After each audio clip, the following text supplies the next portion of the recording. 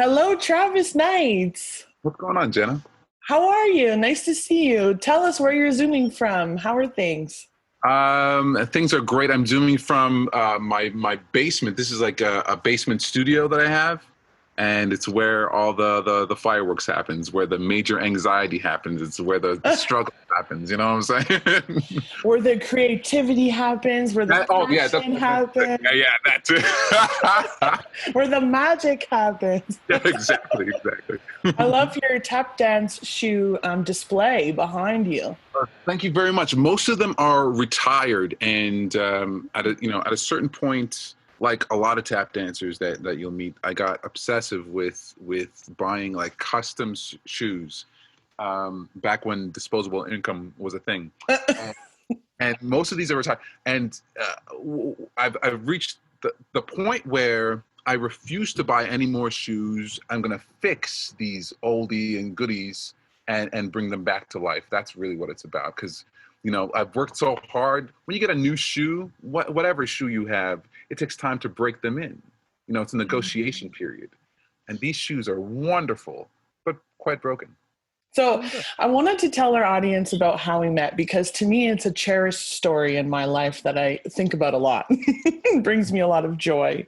And so I wanted to tell the story of me entering the Transact Club, Go on. Yeah. which I miss so much. That's one of the places that I'm really rooting for during, the pandemic. I'm really rooting for this business. I know the Transact has open mics. If anybody wants to check that out, online open mics, Yeah. go support them. So here I am. Our mutual friend, Christian Fourier, posted on the internet that he's going to be playing at the Transact. And I had just moved back from Montreal to Toronto. And the first week that I was back, I was dying to check out some local music. And I see that Christian posted this. I live down the street. I'm like, I'm going. I had no idea what it was, though.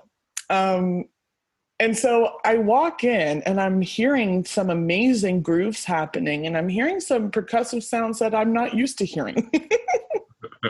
I open, it has different rooms, right? It has different performance spaces. So I'm going through the hallway and I'm trying to find Christian, and I find the room that he is in, and who do I see but you? And you are tap dancing naturally, and there's a rhythm section behind you and Christian is playing, and I am confused and in awe.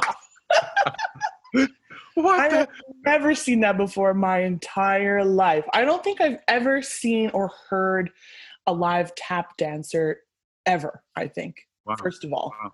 Cool. And then second of all, playing in a jazz context, which we'll talk about, in a little bit, Sure. Yeah. which embarrassingly was shocking to me. And then not only that, but then we got to talk, and I find out that this is actually a jam. It wasn't just a performance, it's a jam. And you're like, hey, super welcoming, super warm. Hey, what do you play? Like, do you play an instrument? Are you singing? I'm like, yeah, I'm a vocalist. And Christian's like, come on up and sing. And so I get to play with you and with Christian, with everybody. And I remember it was just exhilarating, like something brand new, something super exciting and different. And like you were adding so much to the performance and to the vibe. And not only that, but you were an extra step of welcoming when you also asked, can we feature you? Do you want to sing a ballad for us so we can all hear you? And let me tell you, we've spoken about this, you and I, before, but for the audience, jam spaces can sometimes feel unsafe for a lot of people. And I personally, as a woman, as a vocalist, have felt not always included in these spaces. And usually people deter me from singing at these spaces, which some audience members might be shocked to hear, but it's the truth. And so for you to come up to me, and Christian as well, and to encourage me to not only participate at all, but to be featured is something that I will never forget, and I am grateful for to this day. So thank you for that. It was really special. My pleasure. Like, first of all, it still shocks me to this day that you'd feel any kind of weird vibe. I see you like I'm looking at a superstar right now. I'm just like, it's legend. I've been to a lot of jams before we started the Jazz United Jam, and some have been good, some have been not, but all of them had this specific flavor, and I know that I have this romantic ideal of vibe. The elation that people can feel within a jam is so much, it's like almost religious, like, and anything that gets in the way of that kind of elation isn't good for the music, isn't good for the culture, isn't good for anything. And so it was important to me to, try to feed the vibe, basically, to put it simply. Feed the vibe. And you did a fantastic job from the first note you played.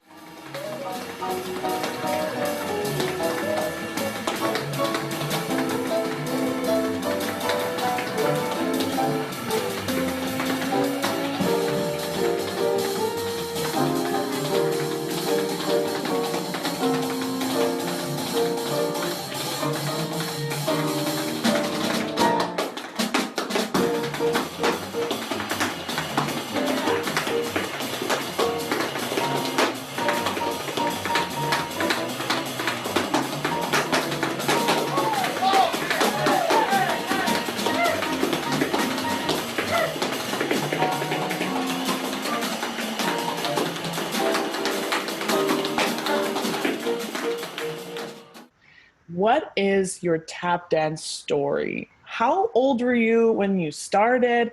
How did you start tap dancing? And when did you know that you wanted to pursue dance as a profession, specifically tap dance? Yeah, wow. Okay, so I was one of those cats. I was one of those kids. I was a problem child. I'm not like behaviorally a problem child, but I was hyper shy, which means I didn't speak to anybody. I'm not kidding. My parents saw it as a very big problem because we're social monkeys. You can't get around in this world without being social at some level. But I would only speak to my immediate family, and so it was kind of a brilliant plan actually, but torture for me, but a brilliant plan. My parents said he has to go into team sports, right? Wow. And so they put me in hockey. That's right. That didn't work. It didn't work out. Then after that, they put me in baseball. I was a little better at that, but when you did good, it's like a sports thing. Your coach would go, "Good job." I'm like, "Yo, I don't know you like that. I don't know you like that."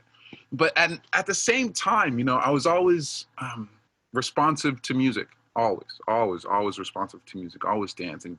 Big fan of Michael Jackson in particular. And then I discovered, at the time, Sammy Davis Jr. was dying. Right. He was dying of cancer. I think it was lung cancer. Okay. And all of Hollywood came out to pay tribute to him. It was like this big televised event. Eddie Murphy hosted the show. Michael Jackson sang on the show. Wow. Stevie Wonder sang on the show. Gregory Hines tap danced on the show. Okay. And that's the first time I'd ever seen anything like that. Now, I'd seen, movie musicals. I'd seen maybe like Gene Kelly and Fred Astaire, kind of like in the background, sure.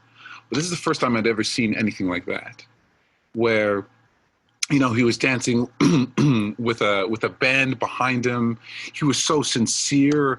His connection to the music, to the dance, to the audience was it was incredible.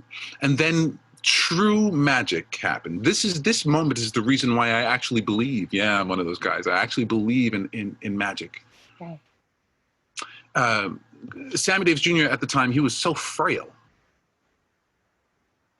and he put on his tap shoes and joined Gregory Hines on stage. What? Yeah. And they had this exchange that I maybe couldn't English it at the time, but they were having a conversation. They were having a hypothetical conversation, and it was like the Lord of the dance being completely reverential to the God of the dance. There's this multi-generational thing that I was being hip to. The respect that Gregory Hines had for Sammy Davis Jr. was amazing to see. And then the last thing Gregory said was, right? Leaving this like open-ended rhythmical statement, to which Sammy Davis Jr. replied, bria, bria, bria, bria, jikadikadinkong, clank, clank. And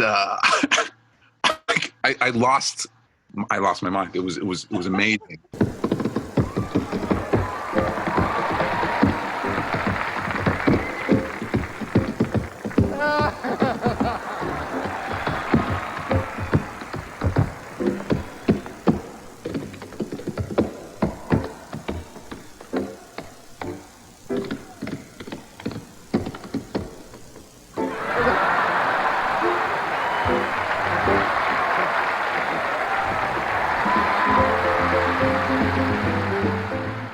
And then I saw the movie Tap with Gregory Hines and Sammy Davis Jr. and Jimmy Slide and Sidney Glover and Bunny Briggs and all these amazing tap dancers. And it was too much. So I went, Ma, Pa, listen, I'm done with definitely, we know that I'm done with baseball. I think the next year was going to be soccer. And so luckily my parents listened. And then, like, the universe intervened, I felt. As soon as I saw the dance, the universe intervened. And my mother started looking for places for me to tap dance. And a friend of hers, word of mouth, a friend of hers said, you should check out Ethel Bruno. And how old were you when this, like, how old around are you at this time? I started I started dancing when I was 10 years old. Wow. And, Ethel Bruno, she's not in the phone book. There's no reason why I should have gone to Ethel Bruno. But Ethel Bruno, this Harlem-born, straight-up tap dancer, gave me my life. Oh. As soon as I put on those shoes and started with my toes and heels, like the world opened up to me and for me. I had this place this foundation to base all of my interactions off of. Now I can talk to people. Now I feel like I'm not shy in particular because I am a tap dancer. Like before this, I was amorphous. I was I don't know. I really don't know. And I don't really remember life before being a tap dancer. So it's definitely a big part of my life. I have no choice in the matter. This is what it is. This is what it do. And then when I say like the universe opened up to me, there was this show called Tap Dogs that came to town. Okay. I was like, Tap Dogs. Tap Dog. Okay. And I was like, oh my God. It was just a bunch of dudes tap dancing on stage. There's a through line to the story, but it was very show business. It was amazing. And then another group, Manhattan Tap, came to town. These professional tap dance companies. And so I got it in my mind, hey, I could be a professional tap dancer. Oh my God. And then cut to age 13, Montreal Jazz Festival, okay. June 1996, I believe. Gregory Hines comes to town. And he performs. He comes to town, and Jimmy Slide opens for him and Diane Walker. This is not necessarily relevant to anybody if you don't know who these dancers are, but trust, Diane Walker and Jimmy Slide. Oh my God! And then Gregory Hines comes on stage, and he does this brilliant song and dance, 45 minutes of straight fire. And then he calls out to the audience, any tap dancers in the audience?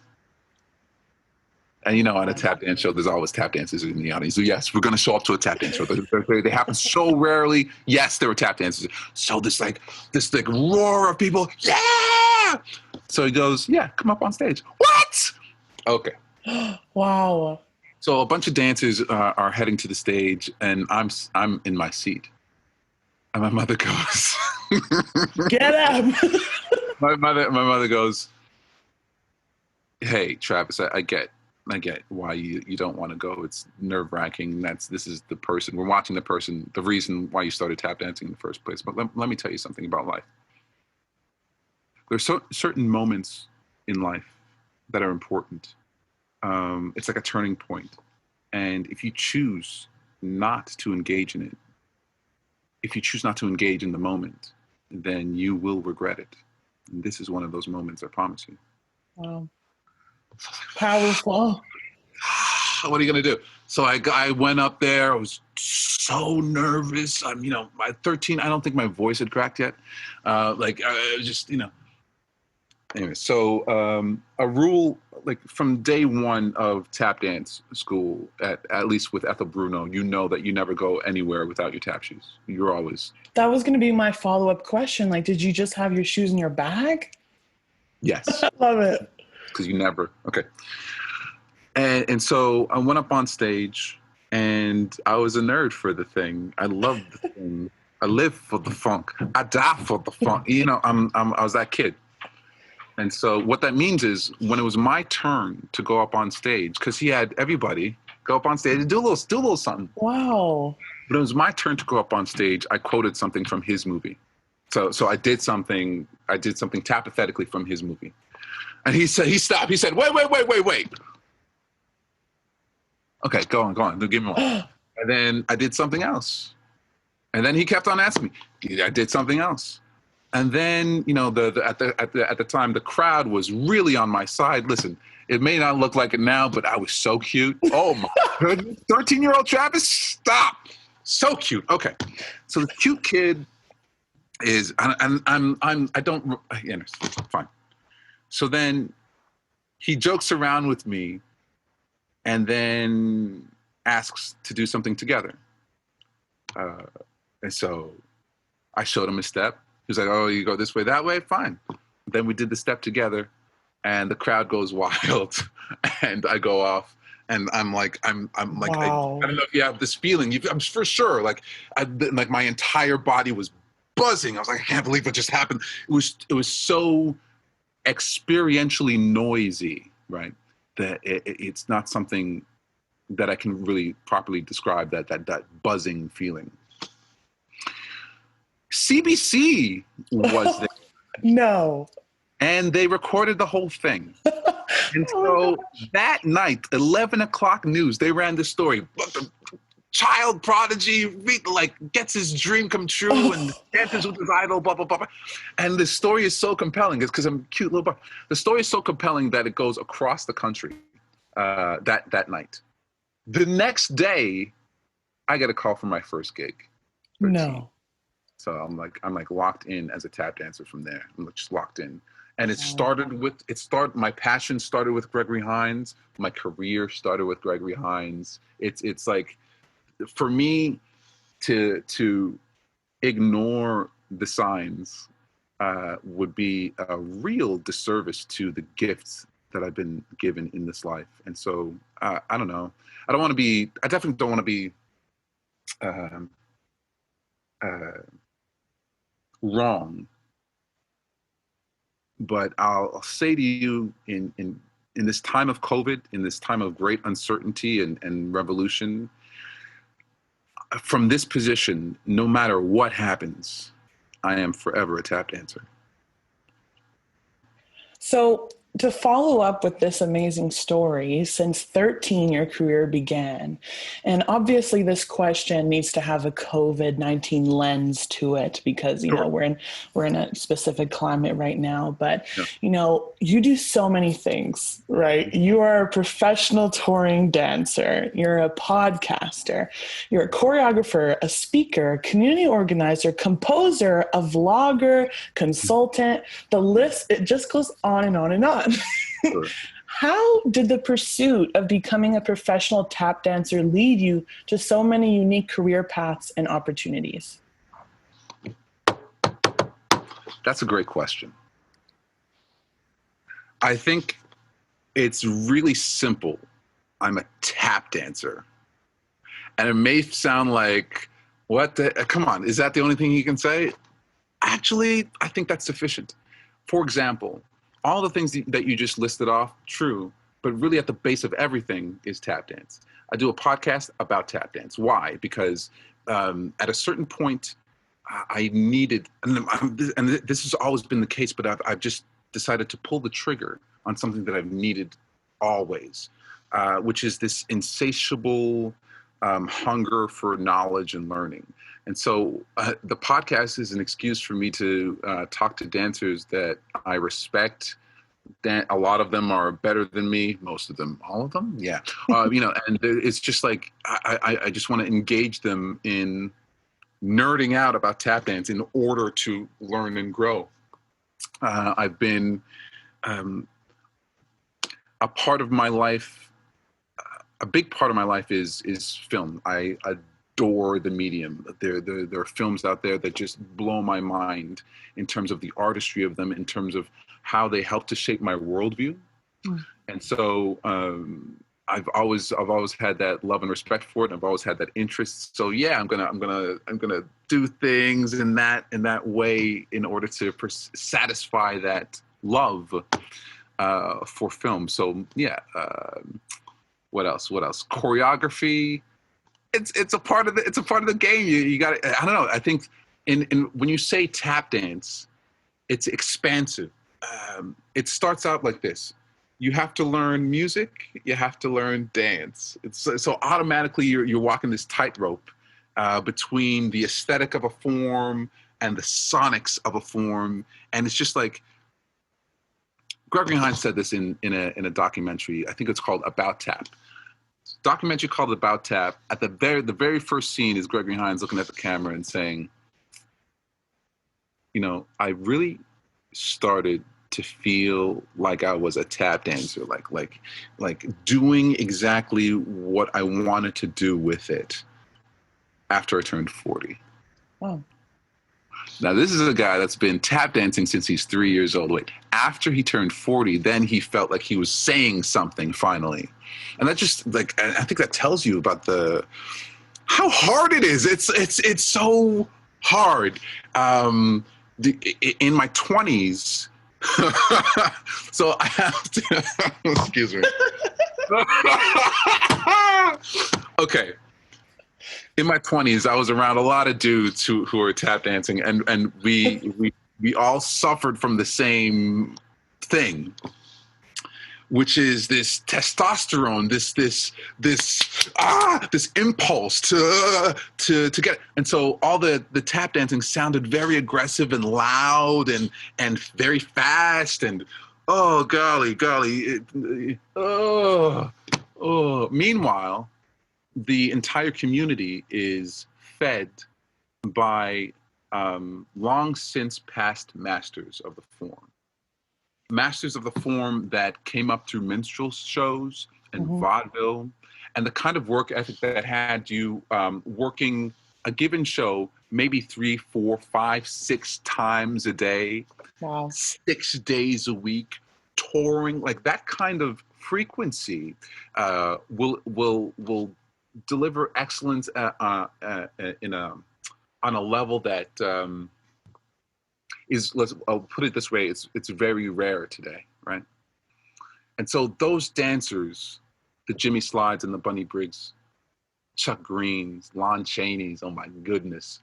When you see these old cats And I don't mean old in a derogatory way. I mean old as in you earned your age. Oh.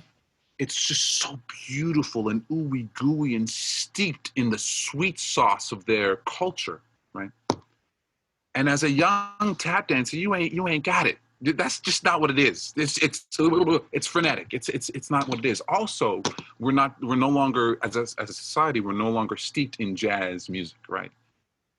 And so it affects the sound, it affects the music of the dance. And so when Gregory Hines says, I started to feel good about what I was doing at age 40, I believe him. I believe it. I've been saying this for the longest time. I just hope I survive long enough to become the dancer that I want to be. Okay, so before meeting you, I had a very ignorant understanding of what tap dance really was. And when I used to think of tap dance as an art form, I would always picture choreography, Sure. Broadway, dance competitions, and since I'm part Irish, the Irish jig. Sure. Yeah. So due to your generosity and the generosity of the tap dance community that you've introduced me to, I'm continuing presently and future to learn about tap dance's rich African-American history and deep connection to the jazz tradition. And so I was wondering if you could tell us a little bit about the history of jazz and tap dance, because even what you were just talking about with learning the movements, learning, those skills, but then also jazz. And, what I see today, you're watching, dance moms on reality TV and you're seeing, very specific kind of image of what tap dance looks like. But then when I see you at the Jazz United Jam improvising and playing along with jazz musicians, I am like completely shook, like just completely surprised and amazed by what I'm thinking that is a unique experience. And then learning further by knowing you and by connecting that's the root, that's the root of it all. Mm-hmm. What a deep oy vey. So this is where, so there's this thread that's been going online. You're aware of this, and I think it's a gift. I think it's a gift and a part of the revolution that we're all a part of. By the way, you have to participate in order to be a part of a revolution. This is hashtag. This is art school, and I promise, I was totally ignorant. I promise. Through good fortune and your generosity, you pushed me into doing this class at U of T and sharing exactly what we were about to talk about, the history of tap dance as it relates to jazz. So just for those listening, Travis, we brought Travis in to do a master class at the University of Toronto Jazz Department. They have a weekly Friday master class where all the students are present for it. And so I walked in and I was just happy to be there. I was like, hey, get to talk about tap dance, hey everybody. And so, I spoke about tap dance and I brought in clips of my favorite things and just, shared what I knew about tap dance, right? But I didn't realize I was walking into a space that wasn't giving the history of the jazz, giving the context behind the pulse of the music, giving the reason, giving the why of jazz. And I think that's so extremely important. I'll tell you why. If you go to any country that has a rich history and a relatively homogenous people, I say relatively, I'm thinking about Ireland. I'm thinking about Spain. I'm thinking about Peru. I'm thinking anywhere. You have folk culture, folklore, folk dance, folk music, folk. folk art. Basically, when I say folk, I mean something cultural that delivers the history and the stories and the values of a people, and it's brought forward through time and preserved and upheld and respected and revered. I mentioned Peru. They have something called Afro-Peruvian Zapateo.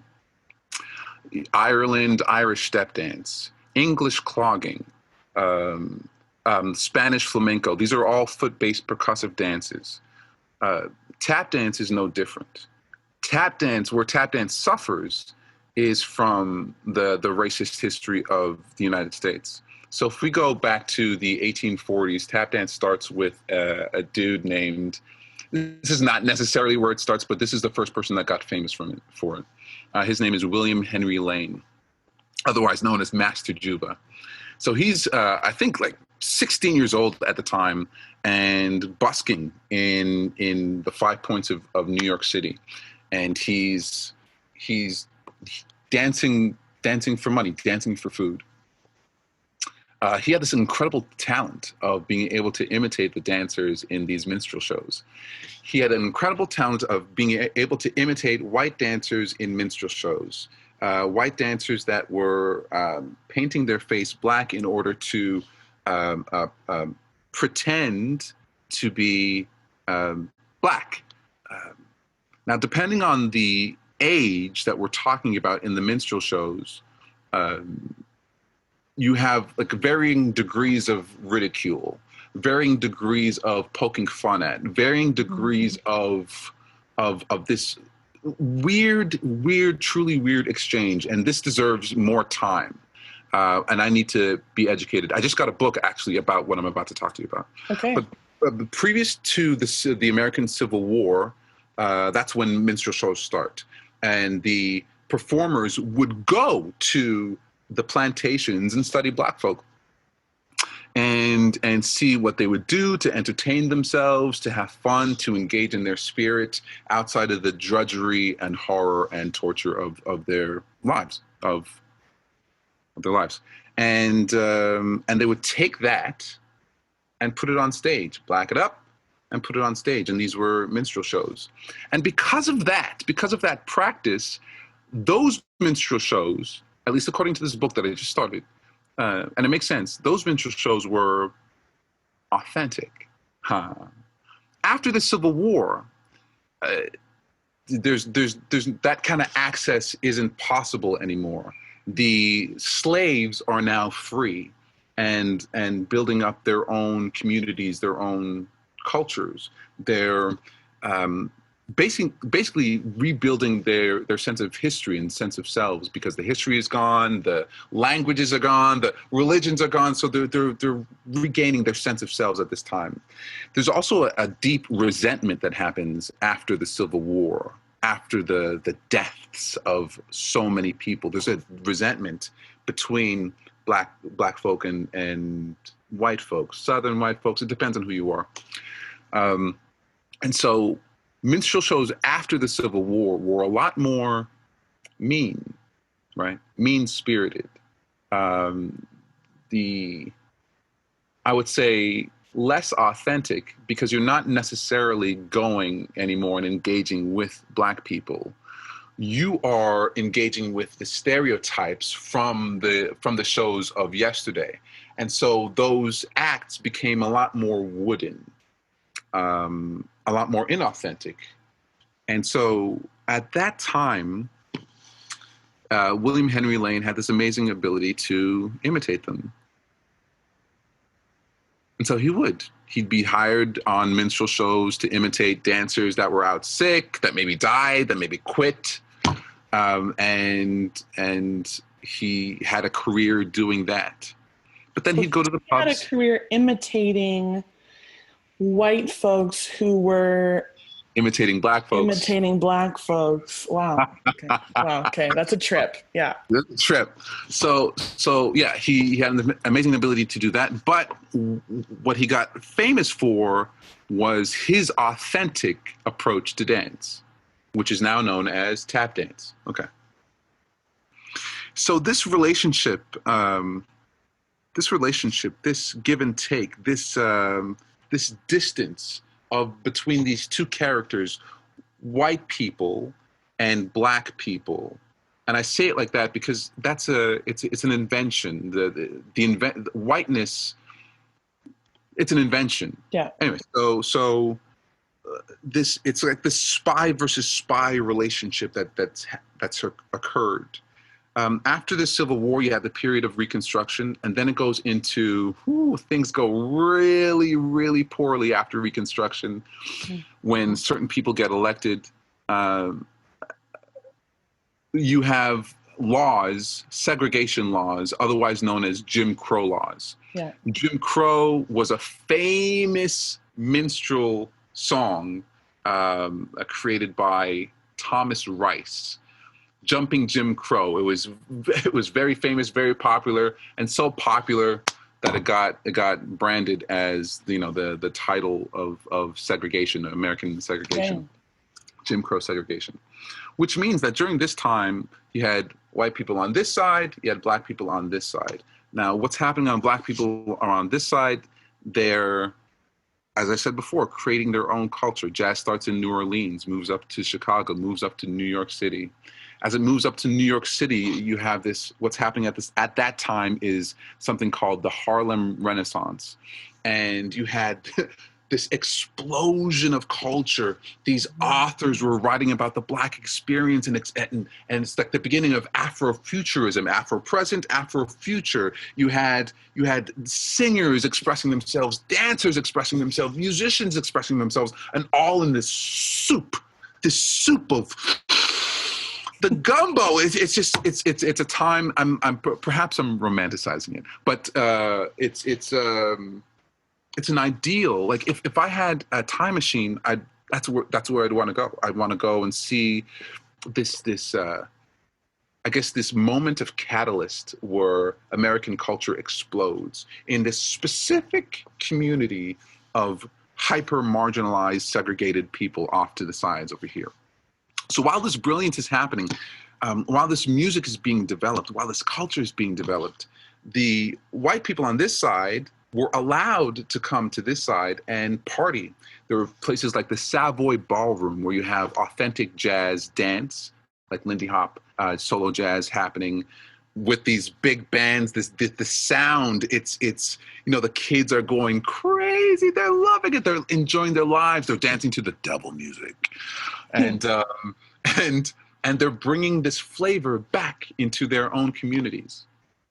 But they're bringing it back into their own communities without a context without really being a part of this community, without respecting this community. And that's what we're talking about. It's about respect.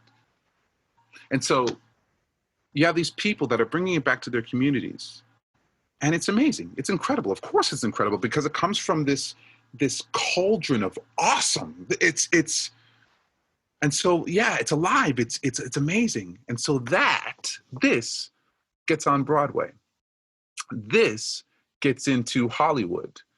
And oftentimes you had people like Fred Astaire, you had Eleanor Powell, fantastic dancer.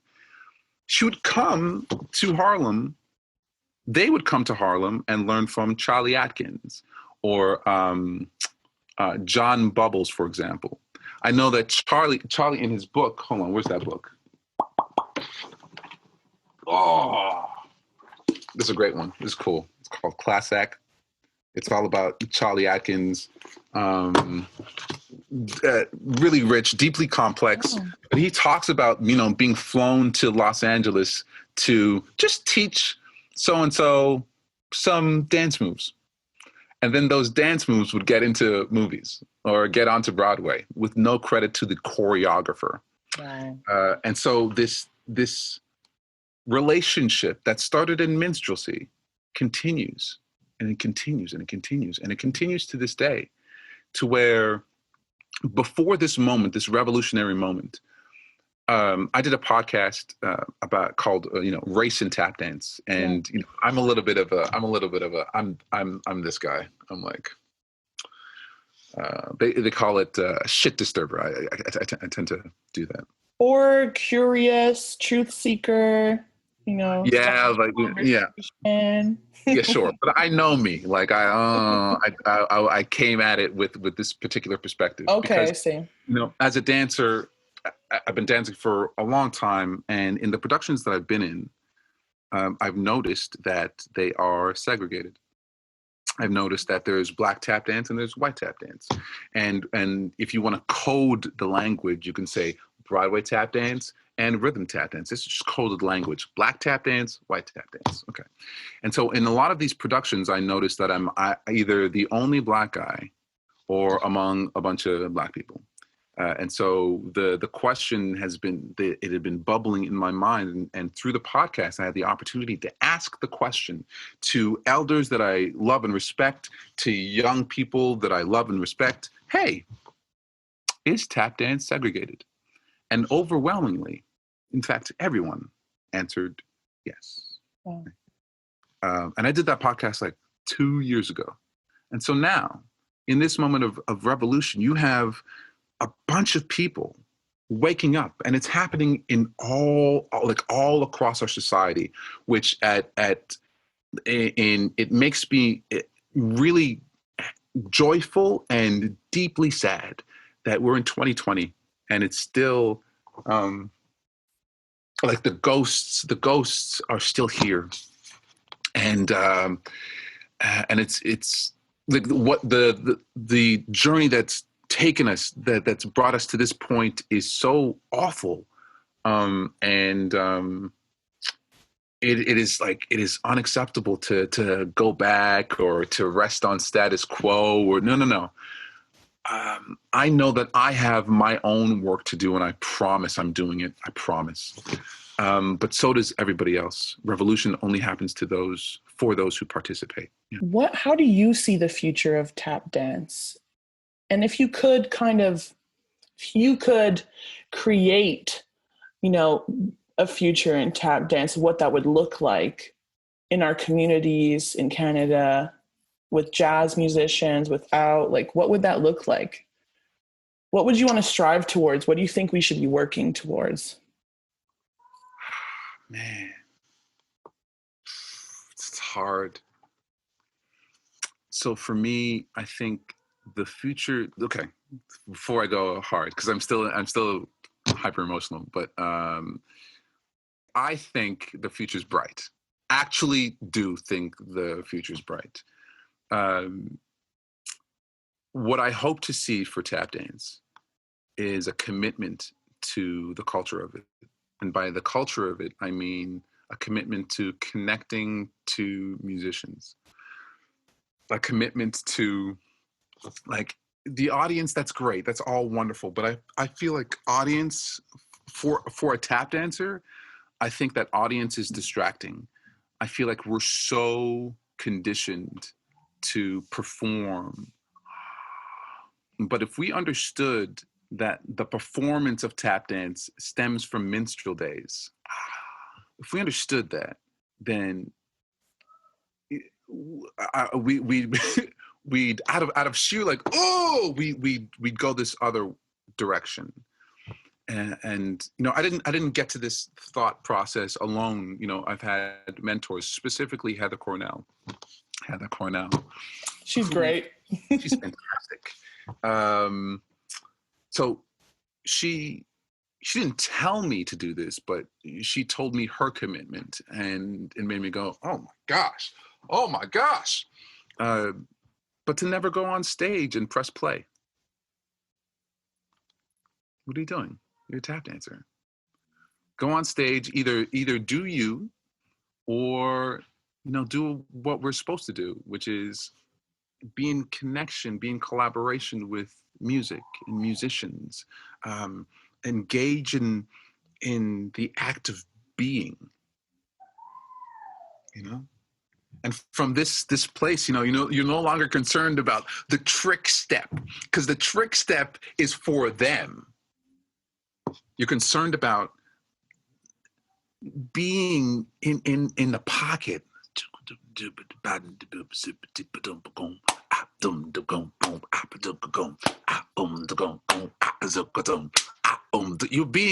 You're just doing what's right for that moment, to be in connection and collaboration in like a kind of communion with the musicians. And then I noticed when it's happened, rarely, but when it happened at the Jazz United Jam, it was like everything disappeared. It was like a spirit entered the room. It's bigger than entertainment for money. Get out of here. It's bigger than the market. It's bigger than economy. It's human. It's nature. It's unsayable. That's why we do the music. It's unsayable. It's a feeling that's conjured, and I think that a part of this revolution, a part of people actively searching for the history, actively trying to be on the side of anti-racist, and meaning like with whatever you choose to do, you're welcome. You're welcome to tap dance. You're welcome to jazz. You're welcome to hip hop. You're welcome to rock or whatever. But as if you do it, then do it. Wait, if you do it, then do it. Don't just, and I think that's my hope for the dance. I know that there will always be levels of engagement to everyone that puts on a pair of tap shoes, to be specific to tap dance. There will always be levels of engagement. That's fine. But I'm confident that a critical mass, and by critical mass, I could be just talking about 5 people. My life was changed by one person, Gregory Hines. But I'm confident that a critical mass of people will inspire a different relationship to the dance. And it's weird, like this time of COVID, the opposite is happening. We're all being strongly legislatively encouraged to stay at home, physically distance, put on your mask. It's just like so. There's this thing. My kids are like 4 and 3. They're being raised in this COVID, and to see them when we go on our walks, to see them recoil when, like, my heart breaks when a person walks by, to see them recoil. There's like a weird byproduct, a cultural byproduct of this time that we're going to see when it's all said and done. Fine. But I think the answer to that is the music. I feel like I don't know who said it, the absence makes the heart grow fonder. I miss you, Jen. I'm serious. I miss you too. Big old thing. So much. But I think that means when the reunion happens, it's going to be so live, and we're going to be, at least for a short time, because we'll regress back to feeling like everything's normal. But for a short time, there will be this elation that I think it'll be in all of our best interest to remember, that elation of being able to be together and not taking ourselves or each other for granted. So, Travis, during COVID-19 isolation, I've noticed that you have been posting some incredible content on social media.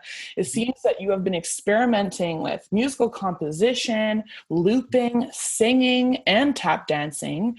Furthermore, creating incredibly unique videos that also people are just absolutely loving, including myself. You're also educating and storytelling. It's amazing. So I'm curious to know, what would you say is your personal style? What direction are you headed in? And do you have an ultimate creative goal?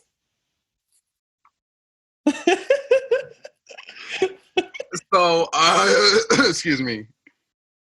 I know who I'm talking to. And so with all due humility, I'm just like, oh my God. Okay. So listen,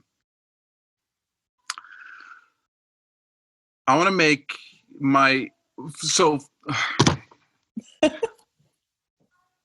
there's a lot I want to do.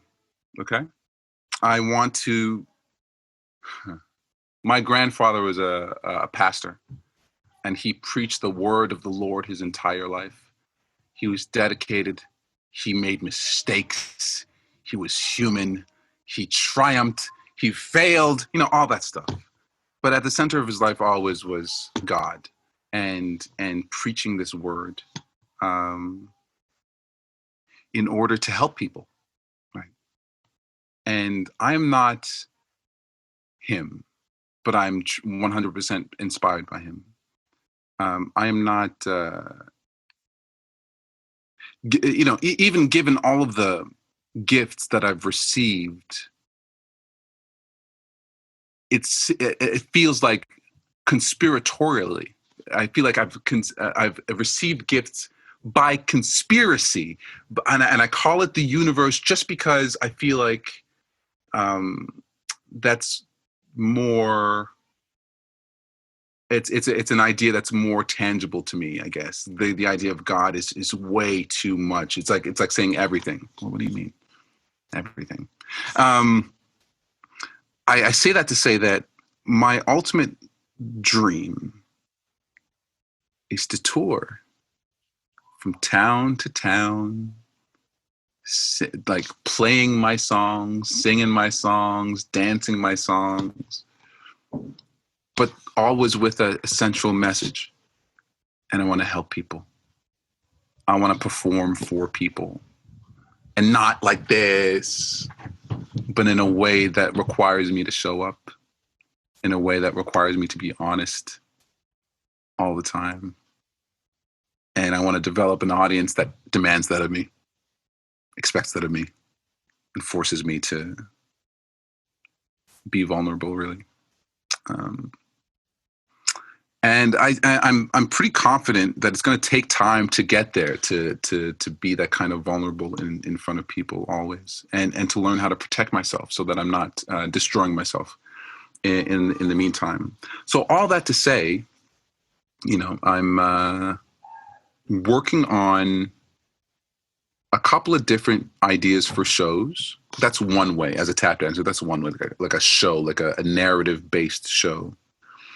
But a way that's like really exciting to me right now, that also feeds into this idea of narrative. But I'm in the absence of being able to work with musicians, I'm doing what I do. I'm making music. I'm starting with grooves. I bought a little loop pedal. Let me show you. Hold on. Show me.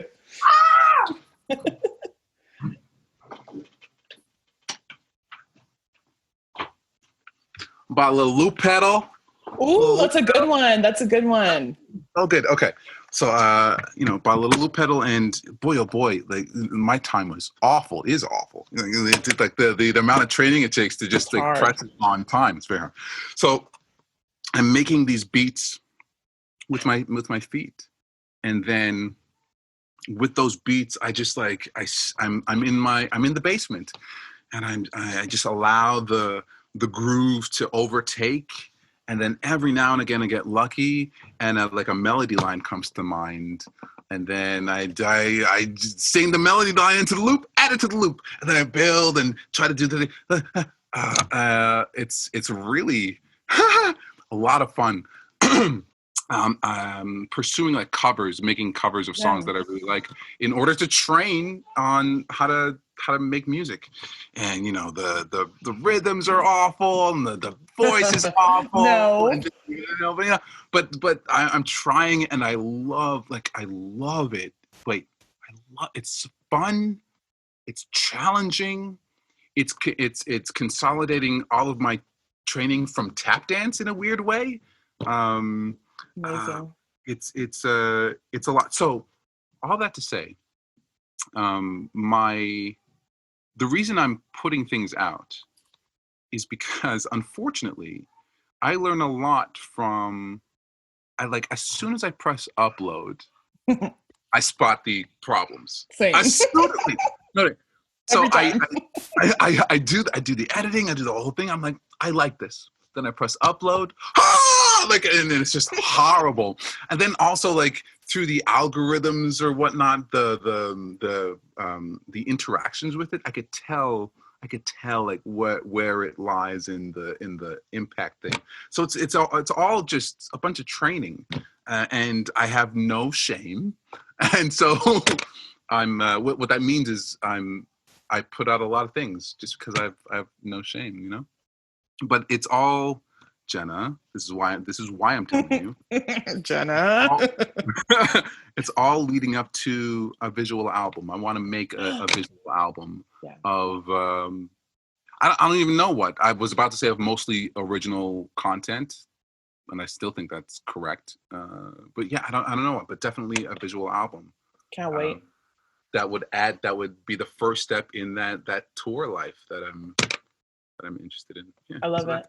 I've asked you and everybody to pick 5 recordings that have influenced you, and we will be adding them to a Spotify playlist for our listeners to enjoy. Can you introduce the recordings that you've chosen?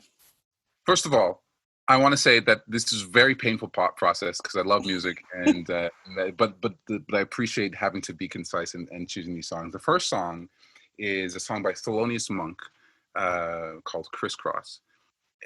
First of all, I adore the song. I like it's just so stank nasty. Yep. It's amazing. But it's important to me because I had like one of the worst gigs of my life calling the song. And it's important because it taught me that I need to know form and structure real well. You can't just Crisscross is a lesson in form and structure. You're raised in tap dance thinking, yeah, most things are 32, 32, 32. That's great. No, this is 30. This is 30. No, this is 30. So that turn around. That turn around. Yeah, exactly. So that's Crisscross. That's number one. That's great. And yeah, this is no particular order. This is just, different songs that I adore. It Never Entered My Mind by Miles Davis. I'm in Cleveland, Ohio. I'm there for a month working on this gig with Ayodele Cassell and Sarah Cervelli. It's a tribute concert to Stevie Wonder. I'm living the dream. That gig was so hard. I loved it. The choreography was so wonderful. The people that I met there, the incredible tap dancers that's there at the top of their game, is just like, oh. And I was there. Schmeckles the clown was there. It was truly an honor to be there. After I stayed late because I had to. Like I just, I wasn't picking up fast and things weren't just locking in my mind. And so I stayed late and worked. And a fellow Canadian tap dancer, Lisa Latouche, stayed with me, and we worked together. And we were dead, so tired, so done. We fell into a heap on the floor, just like it was like one of those hot days where like you see the steam rising off of your body, and you know that the floor is just soaked with your sweat. And then Lisa puts on It Never Entered My Mind by Miles Davis, which took away all of my anxieties, which made me really understand the word beauty in a completely different way. And for that reason, that song will always be a favorite. Amazing. No, once again, no particular order. Aaron Boy for Rhythm, Nat King Cole. This is the song and dance, Travis. This is the aspiration. This is Nat King Cole, genius musician, genius singer, genius entertainer, and Aaron. He goes, "I'm an errand boy for rhythm. Send me." That's my basic aspiration as a tap dancer. I'm the dude. Send me in, and I'll give you some rhythm. Good, errand boy. Wild is the Wind by Nina Simone. Jenna. This is why I dig you very much. So, once again, I'm in New York, and I'm doing my thing at the every dancer, a lot of dancers that are lucky enough to get to go, they go to New York and they go to the Lincoln Center Library, and they do a deep dive on all these shows that you can't get anywhere else. That's so cool. It's during this time, and on the way to the library, I'm listening to Wild is the Wind by Nina Simone, and I'm thinking about the choreography and how amazing it would be to do. And I identify at that time that I'm not old enough to do it. And I'm still not old enough to do it.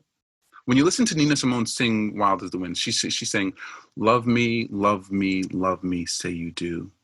Let me fly away with you. for my love is like the wind, and wild is the wind. Now, when Nina Simone says, and wild is the wind, you believe, like, so it's like, it sounds, when I listen to that song, it sounds like a goddess is speaking to me. What happens? What would you do if a god came down to you and said, love me, say you do, let me fly away with you, for my love is like the wind? I don't know about you, I'd be intimidated and I'd run that way. I would die. It's too much. It's too much. It's too much. Wow. You know, and I've heard, and you know, I've heard different people sing this song, and I'm thinking about Esperanza Spalding. So when Esperanza Spalding sings this song, I'm hearing Esperanza Spalding singing the song. It's like, you know, love me, say you do. And I'm not trying to take away anything from her. She's a genius. But Nina Simone, that in that song taught me what I wanted to achieve as a performing artist, which is if I say anything, I want it to be truer than true. I wanted to represent exactly who, what, where, why I am. And I think that connects people more than anything. Jenna, when I hear you sing, you're technically fantastic. Yes. But what I remember from that first time meeting you and hearing you sing was this connection that you had to that song. When you sing, I believe you. That's the key. I believe you. I believe, like, you're communicating. It's not just this like Beyonce vocal prowess. Nothing against Beyonce, girl. You know I love you, bae. Please, bae.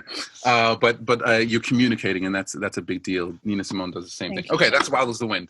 Next, having said all of that, we're rounding it out. Number five. I think it was like 2007, Montreal Jazz Festival. I'm younger, which means not too bright. Because I haven't experienced much. And I remember it was like, I was like very, very unhappy. I was doing this like side gig for the Montreal Jazz Festival. And while I was doing the side gig for the Montreal Jazz Festival, I was looking at like the main stage and being like, I've been there too. Like, I want that. Wah. Anyway, so I was in that wah like a child. I was wah. Fine. So I do the gig, whatever, I pack up, and then I start to walk to leave, and I pass one of the stages. And who's on the stage? Esperanza Spalding. And I didn't know who she was at the time. It was like the beginnings of Esperanza Spalding. And I was like, what? I called up. She was my girlfriend at the time. Tanya, you gotta come. Oh my God. wow. It was her ability, her connection to the music. That's simple. Her connection to the music was so great. Her connection to the audience was so fantastic. And so I've been a fan of Esperanza ever since. On the album, I think it's called Esperanza. Yeah. There's a song. There's a bunch of bangers on that album, but the song that just every time is called Mela. Ooh, it's just a lovely chorus. And then, I think like the horn player does a solo, the piano player does a solo, Esperanza does a bass solo, then she does a scat solo, and then it's just straight fire. I don't know.